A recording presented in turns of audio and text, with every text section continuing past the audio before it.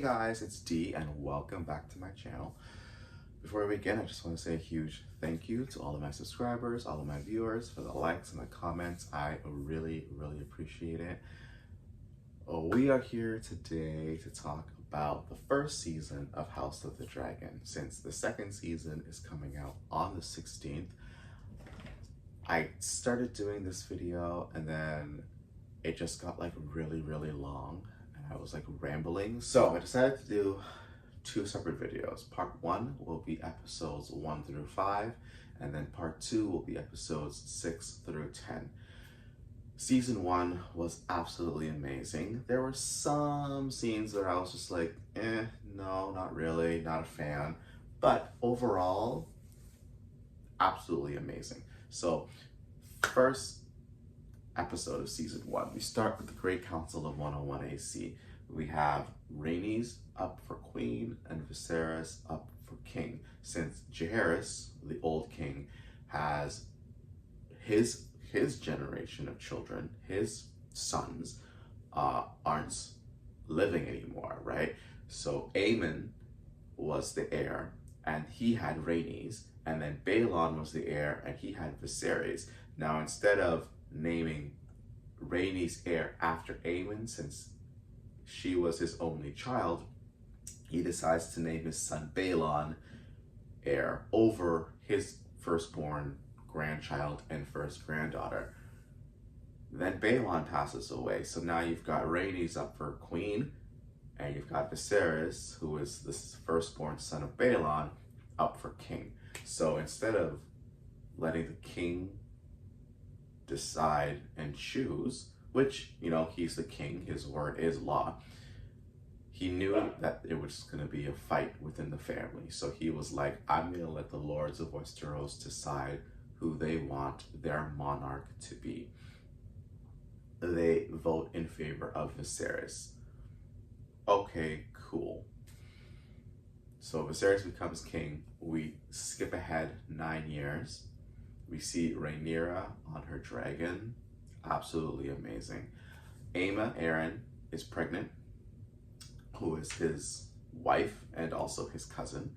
And he's telling her like, oh, you know, I dreamed that I had a son and he wore the conqueror's crown and all the dragons roared as one.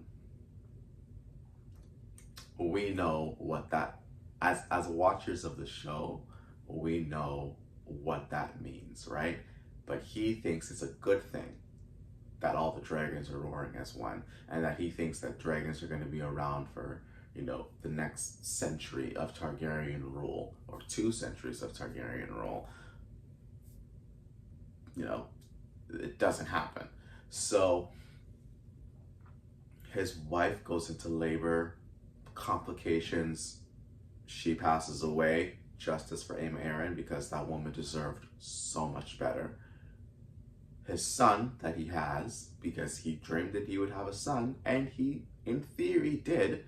He names him Baelon after his father, and that child passes away as well. So not only do you lose your wife that you've been married to for over 20 years, but you've also lost another child, right? And Aemma had said, like, she had lost 5 children in the 10 years that since he's become king.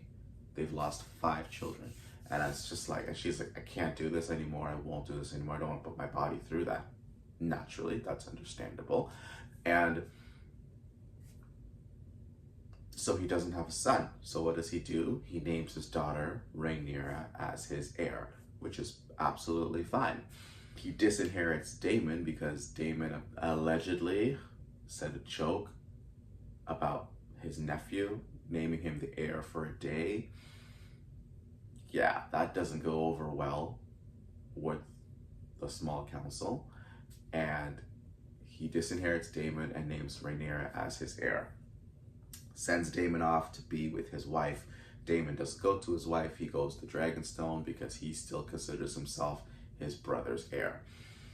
Episode 2, Corlys.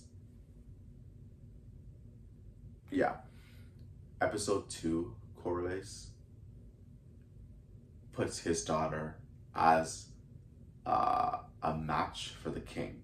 Now, Corlys Velaryon is married to the Princess Rhaenys, and so in theory, Laena Velaryon would be Viserys' second cousin. It's the Targaryens and Velaryons. It's kind of what they do. Do we approve of it? Absolutely not. They do it anyways. She is a dragon. Well, she wants to be a dragon rider. She talks about Vhagar, who we see much later in the season. And Vhagar's huge. And she's, you know, she's doing what her father and her mother want her to do, right? Present yourself before the king. He needs a new wife. He needs heirs. She does her duty, right? Otto, on the other hand, is working more mischievously, and he just sends his daughter and is like, oh, read to the king, spend time with him, he's grieving, get on his good side, instead of just letting the king grieve, right? Well, by the end of the episode, he decides that he's gonna marry Alicent Hightower, which is just an absolute disaster. Oh, also Daemon steals a dragon egg and steals the egg that was supposed to be for Baelon, because he says that his person, Mysaria, is pregnant, so he's gonna marry her and then give her the dragon egg. But he's not married to her, he's married to somebody else. She's not pregnant, and she said that she's made certain decisions to ensure that she doesn't get pregnant. Daemon just needs a hug. That's it. That's all I said. I was like, Daemon needs a hug. They need some brother bonding time to hatch out whatever issue they have with each other, which they don't really have an issue with each other. The only issue that is between them is Otto Hightower. So, yeah. Then we skip ahead 2 years in episode 3. He has a son with Alicent named Aegon. Stop naming your kids Aegon. For the love of the 7 gods, stop naming your kids Aegon. Ugh, it's just so bad. And Alicent's pregnant with their second child. It's a mess. It's just a mess. Alicent's not happy that she has to be married to the king. Rhaenyra's not happy that her best friend has become her mother, her stepmother. Viserys is not happy because he had to marry again, and he says to Rhaenyra, he's like, I am not above duty and tradition, right? So he even knows that even though he's the king, he still needs to do what is required and expected of him as the monarch and as the ruler for the 7 kingdoms. They go on the hunt, and Viserys is by this point falling apart, right? Because in episode 1, he cuts his finger on the Iron Throne. He's got a cut on his back from the Iron Throne, and legend has it that if the Iron Throne cuts you, you've been rejected by the gods. So by episode 3, he's missing like 3 fingers, and he's just hair falling out. He's just a mess. He's just an absolute mess. In episode 4, Daemon comes back from the Stepstones, fighting in the Stepstones, and you know, the men have nicknamed him King of the Narrow Sea, but he bends the knee to his brother because he's a dutiful brother, bends his knee to his brother and recognizes his brother as the one true king. The brothers make up. Yay, Elva's good for a while. Even Alicent and Rhaenyra make up. Yay, all is good for a while. But then Daemon does some backhanded stuff with Rhaenyra, and he ends up banishing Daemon again. So Daemon leaves again. Rhaenyra is told by her father that she must marry Laenor Velaryon, because the Velaryons have now been passed over twice, right? First with Rhaenys at the Great Council of 101, then with Laena has the opportunity to become queen, but is passed over by the king for somebody else. So now Viserys is just like, oh, Rhaenyra, just go do something, right? And Alicent finds out that Rhaenyra slept. Alicent thinks that Rhaenyra slept with Daemon. And Rhaenyra's like, no, we didn't. He didn't sleep with me. We went to a brothel, but he didn't sleep with me. Which is true. Daemon didn't sleep with her. However, she did sleep with somebody else. She slept with Sir Crispin of the Kingsguard. And their vows are that they remain chaste. They don't take lands, they don't take titles, they don't have families, and that's been broken now. And so she goes to Sir Crispin because Alicent knows that Sir Crispin is the one that's supposed to be guarding and protecting Rhaenyra. And instead of just allowing Alicent to say what she needs to say, he basically shoots himself in the foot and confesses to everything.